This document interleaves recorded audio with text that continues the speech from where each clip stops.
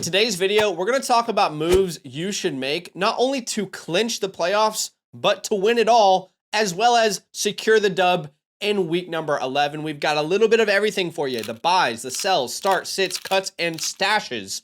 All right, a little bit of a platter of fantasy football, and you can check out the time codes if you want to go to a specific section.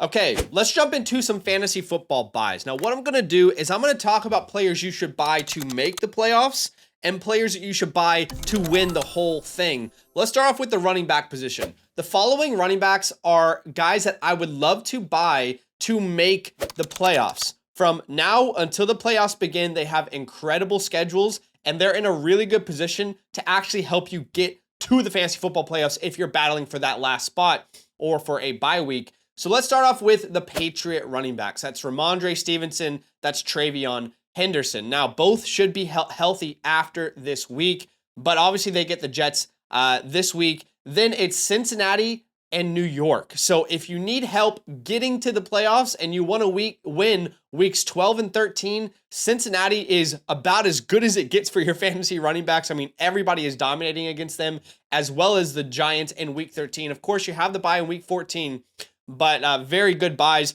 Obviously, we did see Travion take over the backfield in week 10 versus Tampa Bay, 84% of the snaps, over 10 yards per carry. Finally, my guy for this year. It's been terrible, but he finally got his opportunities and turned it up. But I don't think Ramondre Stevenson's going to go away either. Versus Cincinnati in week 12, the Giants in week 13. Both of these guys are really good RB2/3s in those weeks. All right, how about Quinshon Judkins? He gets Baltimore this week, the Raiders next week, and Tennessee in week 14. I mean, those three matchups are beautiful. Absolute music to my ears. You can say the same thing about Jaylen Warren. Obviously, he's got a great matchup. We've talked about him before in this type of video. So I love me buying some Quinshon Judkins. You can go buy him right now. He's had back-to-back underwhelming performances, under 5 points and 10.5 points in week 10 versus the Jets.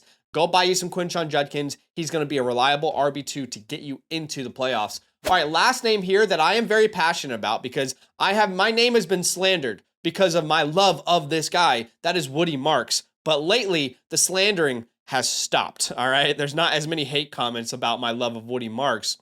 So, 16 points in week 10 versus the Jags, 15 and 12. Since the bye week, you've only had one single game versus Denver. That's really been disappointing for fantasy football purposes. Here's the best news. Leading up until the playoffs, you've got Tennessee this week, Buffalo next week, Indianapolis, and then Kansas City in week 14, which isn't great. But the great thing about Woody Marks is he's both utilized in the air and on the ground. We love to see that with our running backs. And even better, it looks like potentially, and I don't want to, put the cart before the horse, but it looks like potentially Woody Marks' takeover has finally happened. On Sunday, he had 60 snaps, just 10 for Nick Chubb. He had 17 touches, just 6 for Nick Chubb. He played the majority, all of the snaps for the first 3 drives. Now, Nick Chubb was dealing with an injury, but that's what we wanted to see from Woody Marks all along. He had a season high in snap percentage as well, over 75% of the snaps. Could we finally be in Woody Marks season? I think we might be, and it's a great matchup for him to dominate. Don't forget, last time he faced the Titans, he put up over 27 fantasy points, so that's very exciting.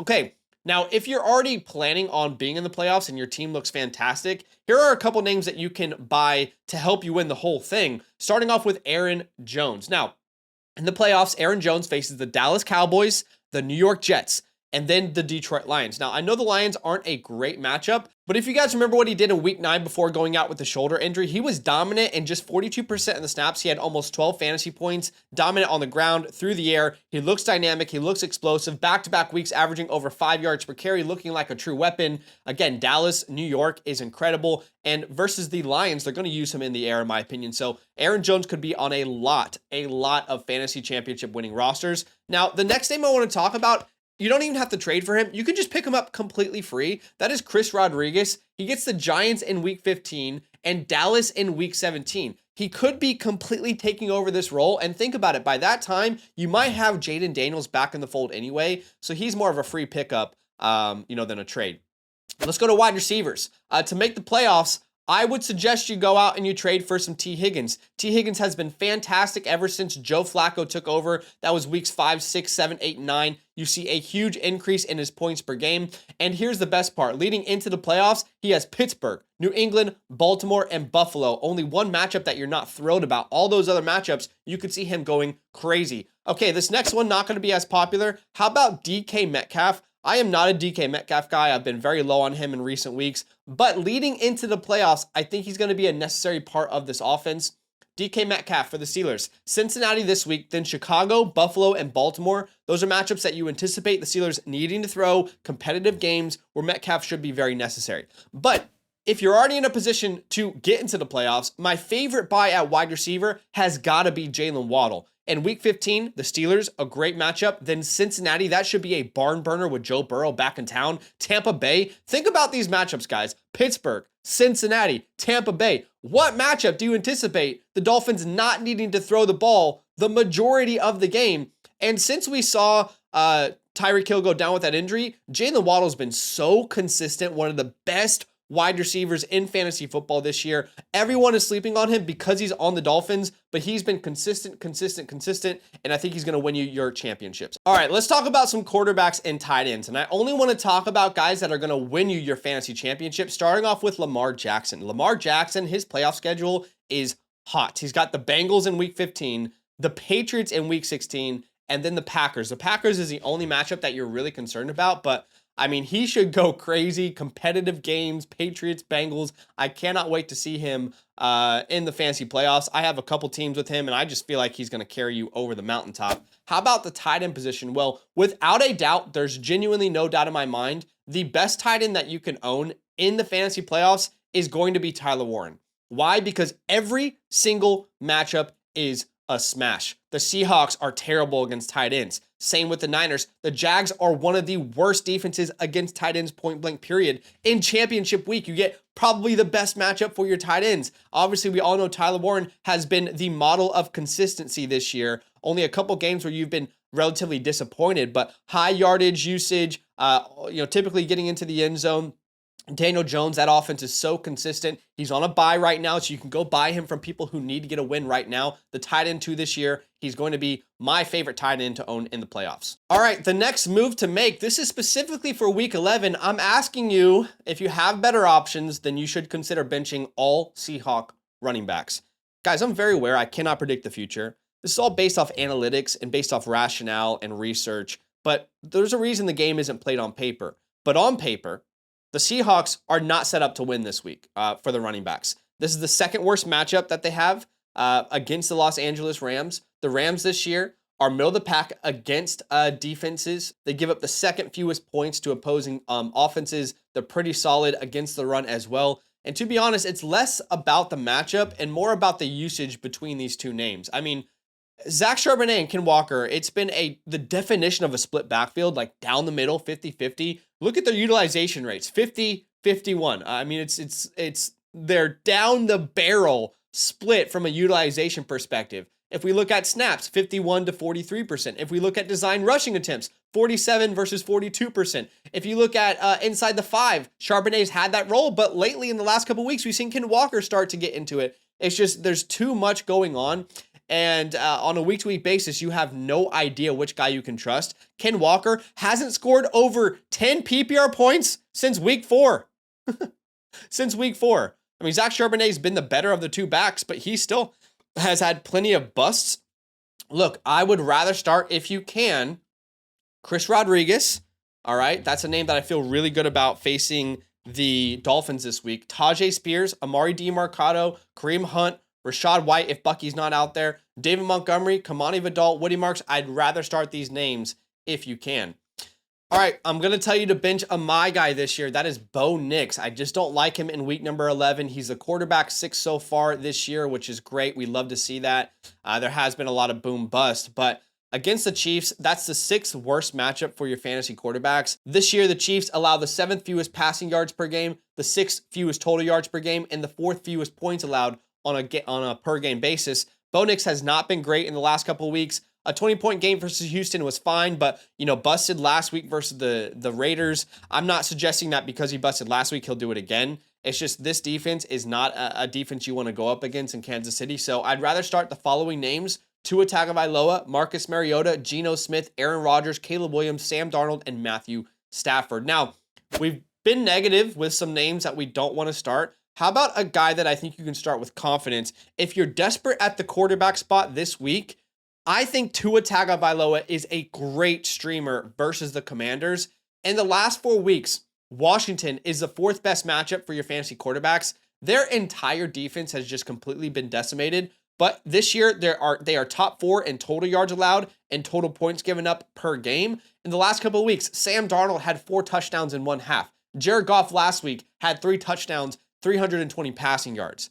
It's just a great matchup for the Dolphins. And by the way, last time Tua faced the Commanders, he had 280 passing yards, 2 touchdowns, 141 passer rating. But don't forget, guys, this Commanders defense has completely turned around the opposite direction this year from 2024 to 2025. All these veterans and all the injuries are really killing them. Not only was their secondary terrible before Marshawn Lattimore went out with an injury, but don't forget, he's out for the entire year with an ACL injury. He's not going to be back, so that's not going to help them. And then guess what? Their rookie, Trey Amos, who was showing a ton of promise, he broke his fibula, so he's not going to be out there. Oh, add fuel to the fire. Well, De'Aaron Payne is suspended 1 game because of the punch with Amon-Ra St. Brown, even though Amon-Ra also punched him.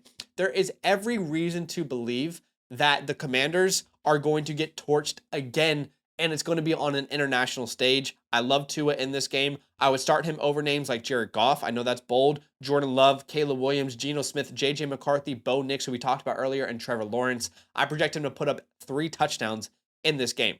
I think he's going to have a damn good game. Okay, let's talk about players that I believe you can cut off your roster now.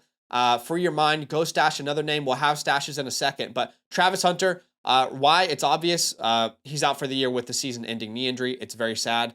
Justin Fields, I just don't think you can start him even if he is named the starter this week. At the time of recording this, we don't know, but you can cut him off your team. Kyler Murray, I just don't think you're ever going to want to start him. It's not like he's got some matchup you're excited about and you don't know if he's ever going to start again for the Cardinals. Nick Chubb completely lost his job last week, played a season-low 13% of the snaps, a season-low 6 touches. You can definitely move on from him in smaller leagues. Isaiah Davis was only interesting if Breece Hall got traded. Matthew Golden, there's just too many names in this wide receiver room now.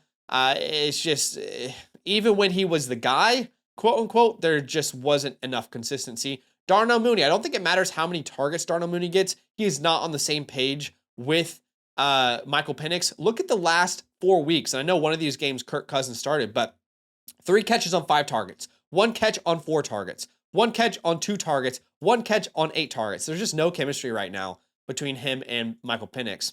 You can cut Alec Manor. Calvin Ridley could be back, and Chimere DK is also really involved. Bad offense. Cooper Kupp with the signing, the trade for Rashid Shaheed, he becomes even less useful. Hunter Henry, boom bust, but just has been more bust since week 4 than he has been boom. Hasn't had a game over 10 PPR points since week 4. TJ Hawkinson has been terrible. His quarterback play isn't great. So you can move on from him at this point. So last week, I got 10th in the FastDraft Quick 6 Super Slam DFS contest. So close to getting first, but just didn't set the right boosters. You can set your own lineups, by the way, for week 11. It's incredibly fun. All you do is choose 6 non-quarterbacks, set your lineups. Maybe there's some guys that you want to get unique with. Download the FastDraft app, use my promo code LAND. I'll match your deposit up to $50, and then you'll get my week 11 rankings completely free. You can check that out in the pinned comment if you want to have some fun. But let's jump to stashes to finish today's video. Okay, let's start at running back. Blake Corum is a name that I really think we should be stashing at this point. The Rams have said vocally they want a split backfield. They want to save Kyren Williams, not put as much mileage on his body. Well, in recent weeks, they've been doing that. Last week, for example, Blake Corum had 26 snaps, 40 for Kyren. But when Blake was on the field, they were more intentional about using him. 13 carries and 14 for Kyren Williams. You're starting to see more and more often Kyren Williams is getting spelled off the field for Blake Corum. You'll see he actually had a season low snap percentage last week. That's something that I think could continue. And of course, you have the upside where if we saw an injury to Kyren Williams, Blake Corum will be a must start each and every week. But he's had 12 or more carries every game since week 7.